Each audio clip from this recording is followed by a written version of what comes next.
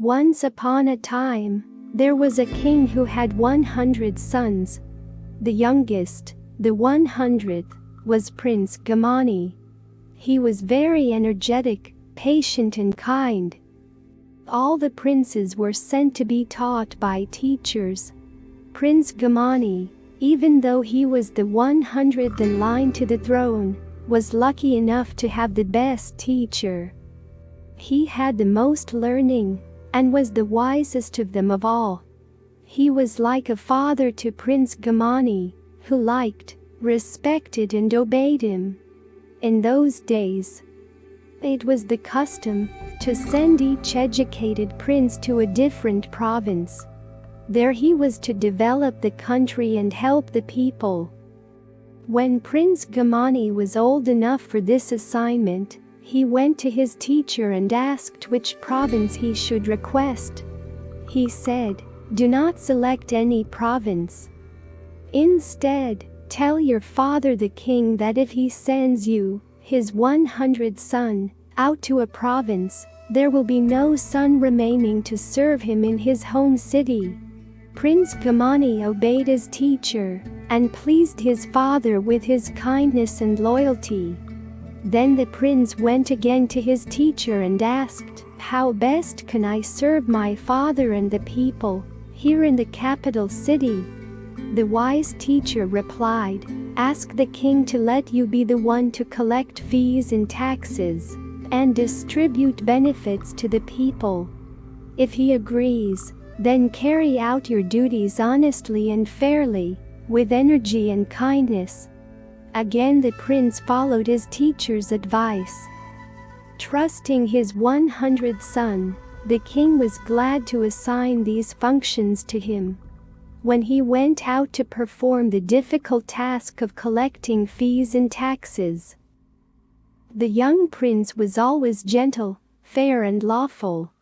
When he distributed food to the hungry and other necessary things to the needy, he was always generous, kind and sympathetic.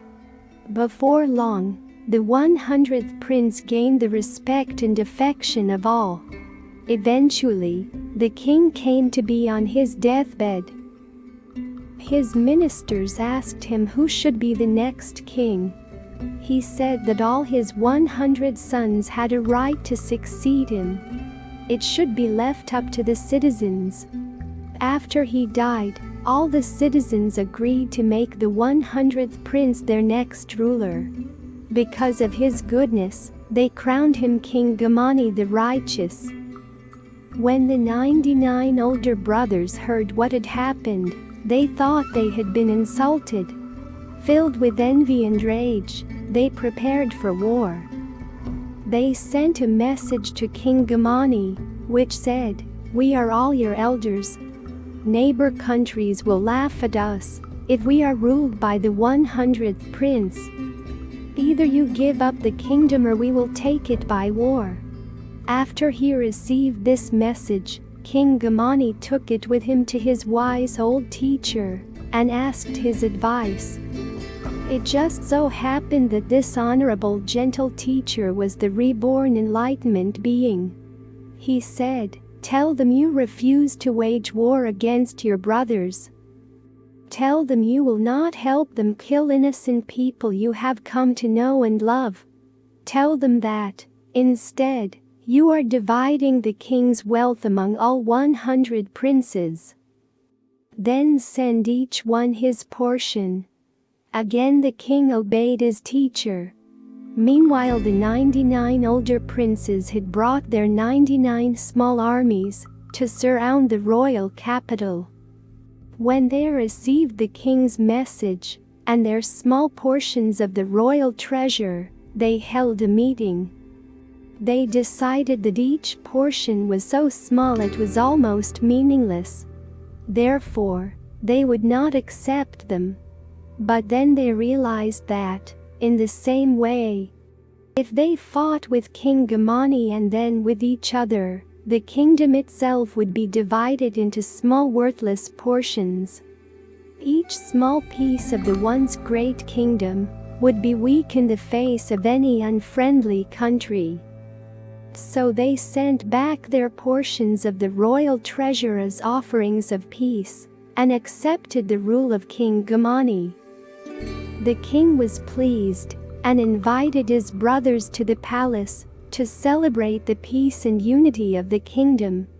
He entertained them in the most perfect ways, with generosity, pleasant conversation, providing instruction for their benefit, and treating all with even-handed courtesy. In this way the king and the 99 princes became closer as friends than they had been as brothers. They were strong in their support of each other.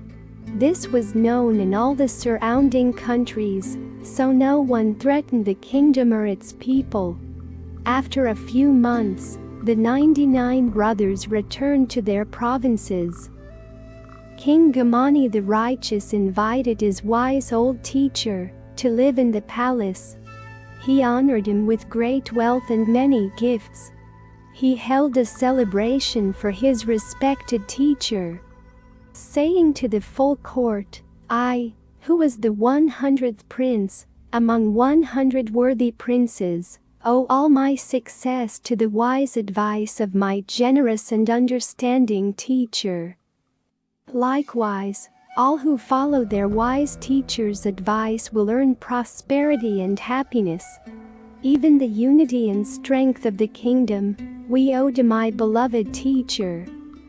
The kingdom prospered under the remainder of the generous and just rule of King Gamani the righteous.